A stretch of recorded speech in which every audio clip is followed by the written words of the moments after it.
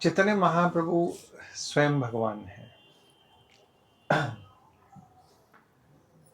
ये जो लीला है भगवान कृष्ण के समय में है। दो लीलाएं ऐसी हैं भगवान कृष्ण की पास टाइम्स में, जब भगवान कृष्ण अवतीर्ण हुए थे संसार में। जब भगवान कृष्ण ने अपने आप को चैतन्य महाप्रभु के रूप में प्रकट किया था। एक लीला है जिसमें भगवान कृष्ण सन्यासी बन के मांगने आते हैं श्रीमती राधा रानी से, और चैतन्य महाप्रभु सन्यासी के रूप में है। That I we no.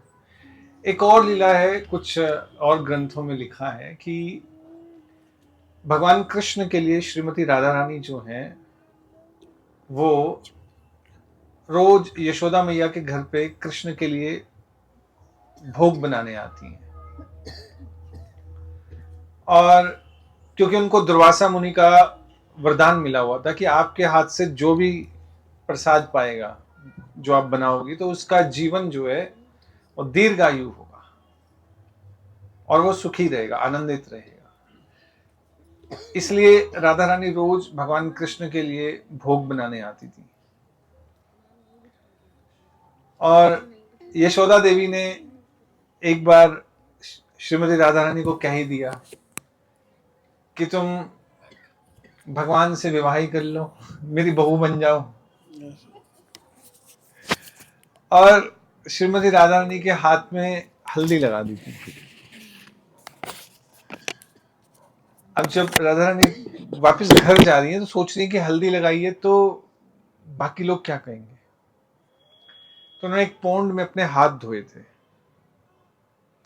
और वो जो पोखर है वो पूरा पीला हो गया था।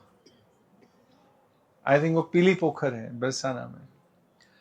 और भगवान कृष्ण ने जब वहां पर स्नान किया, एक और लीला भी वहां से जुड़ी हुई है, तो भगवान कृष्ण येलो कलर में हो गए पूरा। तो जितने भी सखियां जो सब कहते कि आप येलो में बहुत भी सुंदर लगते हो। तो अब चैतन्य महाप्रभु किस कलर में है, किस रंग में है? Golden, yellow colour. तो महाप्रभु ने कहा कि कलयुग में मैं इस रूप में प्रकट होऊंगा। चैतन्य महाप्रभु के आने के कुछ आंतरिक कारण हैं, कुछ बाह्य कारण हैं। चैतन्य महाप्रभु असल में भगवान कृष्ण जो है, या भगवान है, जो ब्रह्मा जी के हर युग में आते हैं। ब्रह्मा जी का एक दिन, उसमें 1000 युग होते, 1000 युगों के साइकिल्स होते हैं। एक साइकिल का मतलब है सतयुग, त्रेता, द्वापर, और ये एक है। ऐसे 1000 साइकिल्स एक दिन है ब्रह्मा जी का। और इस एक दिन में भगवान कृष्ण चैतन्य महाप्रभु के रूप में सिर्फ एक बार आते हैं। सिर्फ एक बार, यानी 1000 बार जब सतयुग कलयुग निकल जाएगा तब एक बार चैतन्य महाप्रभु आएंगे। वो यही युग है।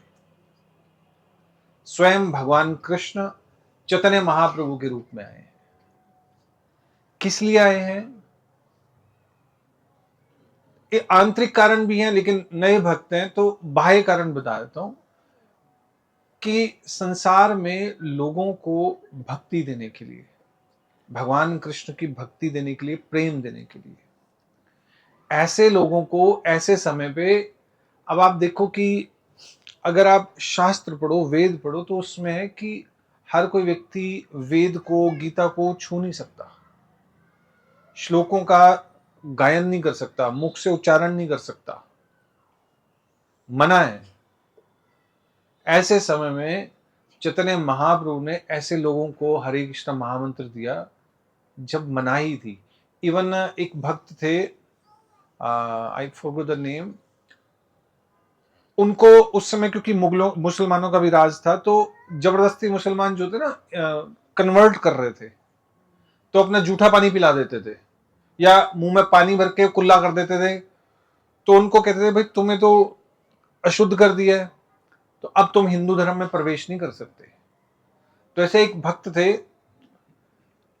तो उनको उन्होंने पूछा कि अब मेरा क्या उपाय है, मैं क्या करूं? उनका वेदों में कोई उपाय है ही नहीं। अब या तो आप कानों में पिघला हुआ लोहा डाल लो या गंगा जी में डूब के मर जाओ। कोई हल नहीं है, अब तुम्हारी एंट्री नहीं हो सकती। ऐसी परिस्थितियां थी, उस परिस्थिति में चैतन्य महाप्रभु आए। जो लोग शराब पी रहे हैं, मदिरा पान, आजकल तो नॉर्मल है, सब मीट खाते हैं, महाप्रभु ने कहा कि तुम जाओ वृंदावन और वहां जाकर भजन करो, हरे कृष्ण महामंत्र का जप करो और कोई उपाय की आवश्यकता नहीं है। जगाई मधाई का चैतन्य महाप्रभु ने उद्धार किया है। बहुत सारी ऐसी लीलाएं हैं, लेकिन एक कॉन्ट्रास्ट भी है। चैतन्य महाप्रभु ने सबके लिए हरे कृष्ण महामंत्र दिया है, भक्ति को आसान कर दिया है। कोई आपको ज्यादा कर्म कांड नहीं करने, कोई ज्यादा नियम नहीं है। आप रात को जप कर सकते हो, दिन में जप कर सकते हो, ग्रहण में जप कर सकते हो, कभी भी कर सकते हो, किसी भी स्थिति में कर सकते हो। और पूरे वेदों का, पुराणों का सार है ये। लेकिन एक चीज चैतन्य महाप्रभु ने एक बार कृपा तो कर दी आपको, धोबी पे भी कृपा कर दी, जगाई मधाई पे भी कृपा कर दी, मतलब चांद काजी पे भी कृपा कर दी। बहुत तरह के भक्तों को जो बहुत गिरे हुए थे, पतित थे, जिनके उद्धार की कोई आशा नहीं थी।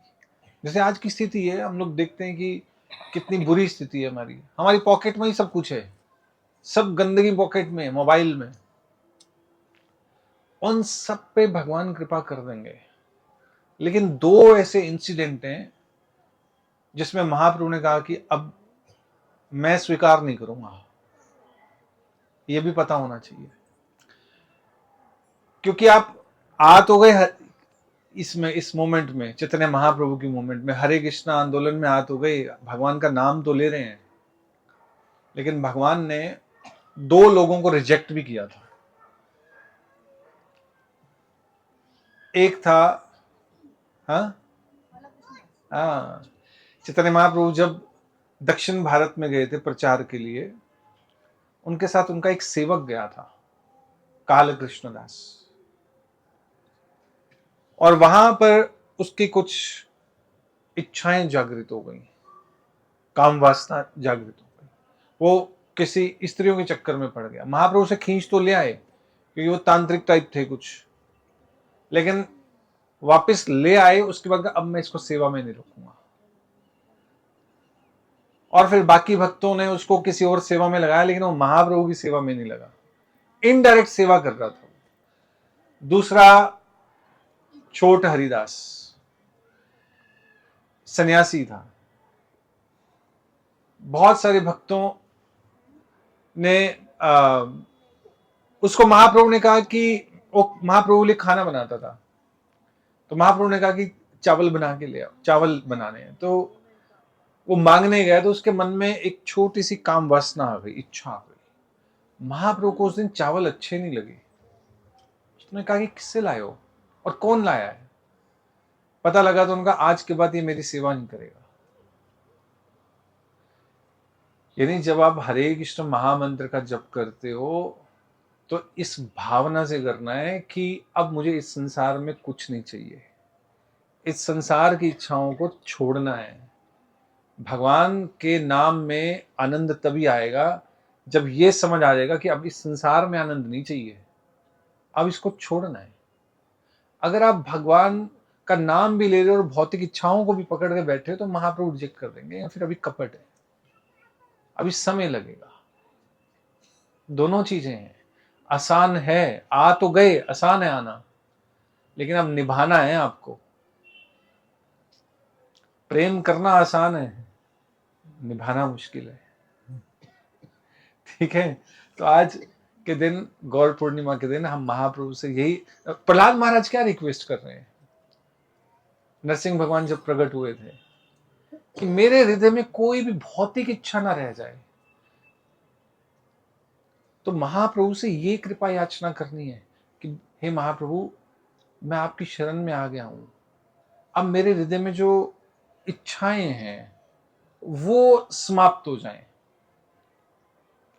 तो इसलिए गौर निताई है, एक तरफ बलराम जी हैं, एक तरफ भगवान कृष्ण हैं। उनके द्वारा अपनी बुद्धि को तजना है, सीधा रखना है। जैसे रामलीला में क्या होता है ना, हनुमान जी ने एक कंधे पर कृष्ण को बिठाया था, दूसरे कंधे पे हाँ बस लक्ष्मण, राम और लक्ष्मण को बिठाया था हनुमान जी ने जब सुग्रीव के पास लेके जा रहे थे। ऐसे यहाँ पे आपको कृष्ण गौर निताई को बिठाना है कलयुग में, कि वो आपकी बुद्धि को सीधा रखें, आपके मन में जो गंदी इच्छाएं हैं, इस संसार की इच्छाएं हैं। अभी तो इस संसार में प्रेम है, अभी हमें इस संसार से घृणा नहीं है, वासनाएं हैं, अभी हम इस संसार में इच्छाओं को भोगना चाहते हैं। वो चीजें छोड़ें, हम लोग छोड़ना सीखें कि नहीं, इस संसार में सुख नहीं है। तो ये चैतन्य महाप्रभु हमें देने आए हैं, आ जाओ मेरे पास। इस संसार में, इसी जन्म में आप भगवान के धाम जा सकते हो। उसका एक ही उपाय है, हरे कृष्ण महामंत्र। हरे कृष्णा कृष्णा कृष्णा हरे हरे, हरे राम राम राम। रामायण में आता है कि भगवान राम ने जटायु को वैकुंठ दे दिया था, वैकुंठवास। कलयुग में चैतन्य वहां तो जटायु को, एकमात्र जटायु को दिया था। कलयुग में चैतन्य महाप्रभु ने लाखों करोड़ों लोगों को दिया हुआ है कि ले सकते हो ले लो, सिर्फ फॉलो कर लो हरे कृष्णा महामंत्र, और 4 नियमों का पालन है, ताकि हमारी जो भौतिक इच्छाएं हैं, गंदी इच्छाएं हैं, वो छूट जाएं। एकमात्र हमारा फोकस भगवान पे हो कि हमें भगवान के अलावा कुछ नहीं चाहिए। ठीक है, थैंक यू वेरी मच। हरे कृष्णा। तो अभी भक्त प्रहलाद संडे फन